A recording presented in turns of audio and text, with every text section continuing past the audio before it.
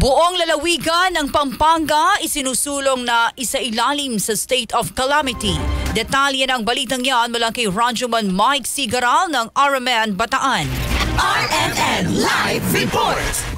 Isinusulong na ilagay sa ilalim ng state of calamity ang buong lalawigan ng Pampanga dahil sa malawakang pagbaha na nakaapekto sa 18 lungsod at bayan at mahigit 200 barangay. Inirekomenda ito ni Santo Tomas Mayor John Sambo at agad naman sinuportahan ng karamihan sa mga alkalde ng probinsya. Pinangunahan ni Governor Lilia Nanay Pineda bilang chairperson ng Pampanga PDRRMC ang isang emergency meeting upang talakayin ang pinsalang idinulot ng kalamidad at ang agarang tugon ng pamahalaang panlalawigan. Isa sa mga pangunahing agenda ang deklarasyon o state of calamity upang mapabilis ang ayuda. Nakatakda magsagawa ng special sesyon ng Sangguniang Panlalawigan bukas, Hulyo 24 para formal na aprobahan ang nasabing deklarasyon. Ayon kay Governor Pineda, mahalaga ito upang agad na may proseso ang paglalabas ng emergency funds at mabilis na may paabot ang tulong sa mga residenteng labis na naapektuhan ng pagbaha. Kasama mo sa Central Luzon, Radyoman Mike Sigaral, Tatak, RMN.